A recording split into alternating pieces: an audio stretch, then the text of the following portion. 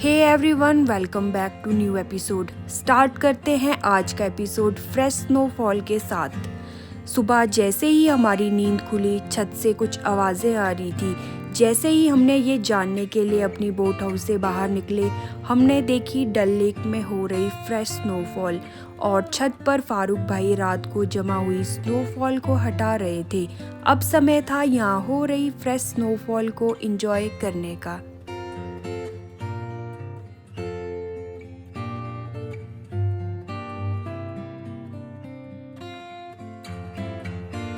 हम snowfall enjoy कर ही रहे थे कि फारूक भाई हमारे लिए कावा बनाकर ले आए। अब हमने फ्रेश स्नोफॉल के साथ कावा इंजॉय किया और डल लेक के व्यू को भी इंजॉय किया।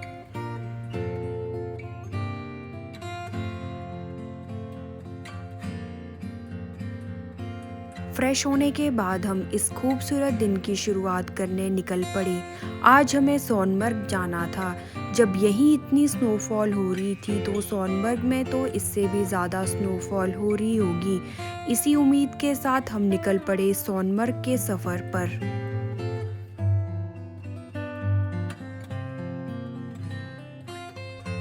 जैसे जैसे हम सोनमर्ग के रास्ते पर बढ़ते जा रहे थे, व्यूज़ उतने ही खूबसूरत होते जा रहे थे और स्नोफॉल बढ़ती ही जा रही थी।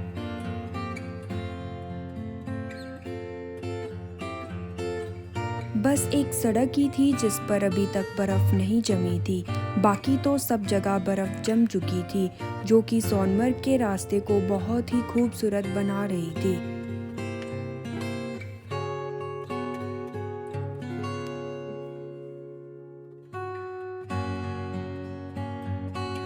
फाइनली हम इतनी हाइट में पहुंच चुके थे जहां बर्फ़ सड़क पर भी जमना शुरू हो गई थी और चारों तरफ फॉग भी दिखाई देने लगी थी।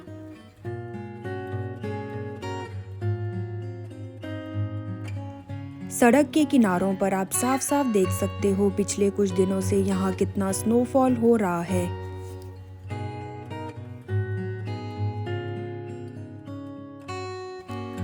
थोड़ा सा और आगे चलने पर फॉग इतनी ज़्यादा बढ़ गई थी जिससे कि ज़्यादा दूर देखने में दिक्कत हो रही थी और स्नोफॉल और ज़्यादा तेज़ होने लगी थी। पर हमने तो सोनमर्ग पहुंचना ही था। आराम आराम से हम अपनी गाड़ी को आगे बढ़ाते गए। सामने वाली गाड़ी बर्फ़ में नहीं चढ़ पा रही थी, जिसकी वजह से हमें अपनी गाड़ी साइड से निकालकर आगे बढ़ानी पड़ी। सोनमर्ग से 7-8 किलोमीटर पीछे एक छोटे से गांव में हमें पुलिस वालों ने रोक लिया। उनका कहना था कि आगे एवेलांच आने की वजह से रोड फिलहाल बंद है। आप यहां से 2-3 किलोमीटर आगे ही जा पाओगे, वहां से आपको फिर वापस आना पड़ेगा। इसलिए आपको जितना भी स्नोफॉल एंजॉय करना है इसी गांव में कर लीजिए और यहीं से वापस चले जाइए। हमने भी पुलिस वालों की बात मानी और इसी गांव में व्यूज़ को एंजॉय किया और लंच करके वापस डल गेट की तरफ चल पड़े। इस बार वापस आते समय फॉग बिल्कुल भी नहीं थी, जिसकी वजह से हम आसपास के गांव को अच्छी तरह से देख पा रहे थे।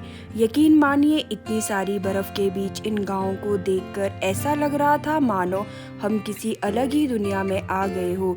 श्रीनगर की खूबसूरती को शब्दों में बयान नहीं किया जा सकता। इस खूबसूरती को यहीं आकर महसूस किया जा सकता है।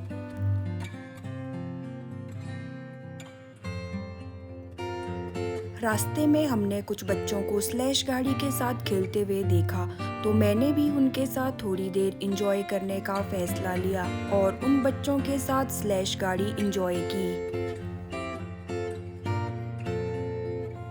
उन बच्चों ने मुझे बड़े प्यार से अपने साथ ऊपर ले गया और पहले मुझे स्लैश गाड़ी को कैसे चलाना है और कैसे रोकना है सिखाया। उसके बाद मुझे स्लैश गाड़ी को चलाने दिया।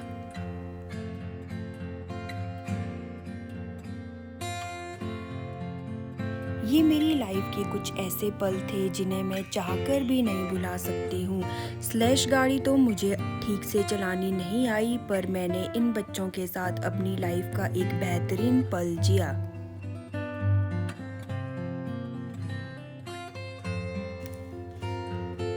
स्लैश गाड़ी एंजॉय करने के बाद हमने इन बच्चों से थोड़ी बातचीत की और इनके लाइफस्टाइल के बारे में जानने की कोशिश की।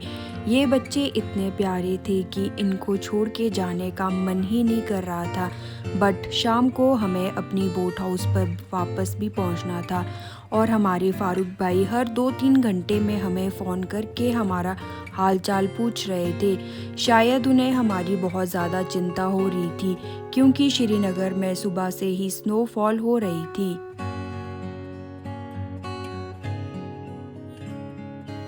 फिर से फॉग ने हमें चारों तरफ से घेर लिया था, बट इस बार विजिबिलिटी थोड़ी ज़्यादा थी। मन कर रहा था कहीं रुककर चाय, कॉफ़ी या मैगी का आनंद लिया जाए, बट हैवी स्नोफॉल होने की वजह से लगभग सभी होटल्स बंद पड़े थे। वैसे तो यहाँ पूरी साल टूरिस्ट आते जाते हैं, तो होटल्स भी पूरी साल खुले रहते हैं, बट आज सुबह से ही हैवी स्नोफॉल हो रहा था, इसलिए कुछ सिलेक्टिव जगह पर ही होटल्स खुले थे, बाकी सब जगह क्लोज थे। जनरल स्टोर तो हमें हर गांव में खुले मिल रहे थे, परंतु कोई भी ढाबा हमें खुला नहीं मिला।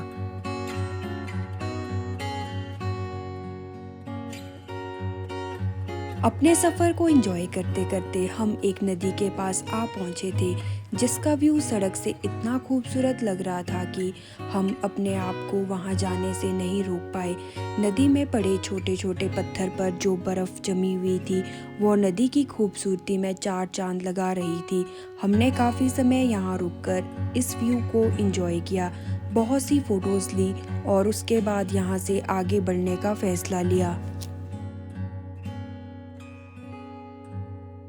स्नोफॉल अभी भी रुकने का नाम नहीं ले रही थी और हम इंजॉय करने से नहीं रुक रहे थे। वैसे तो बारिश या स्नोफॉल में घर में रजाई में बैठने में ही मज़ा आता है, बट जो इंजॉय हमने आज इस स्नोफॉल में किया उसे हम शब्दों में बयान नहीं कर सकते।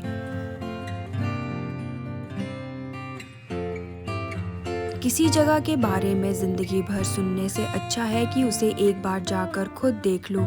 ऐसा ही कुछ हुआ हमारे साथ श्रीनगर के इस सफ़र में। भले ही हम सोनमर्ग तक ना पहुँचे हो, फिर भी हमने जितना एंजॉय आने जाने में पूरे रास्ते में किया, शायद उतना हम सोनमर्ग जाकर नहीं कर पाते। Sometimes the journey is more important than destination. ये खूबसूरत दिन, ये खूबसूरत सफ़र मुझे मेरी ज़िंदगी में हमेशा याद रहेगा। समय है इस एपिसोड को यहीं ख़त्म करने का। उम्मीद है आप सभी ने भी हमारे साथ इस एपिसोड का आनंद लिया होगा। Thanks for watching.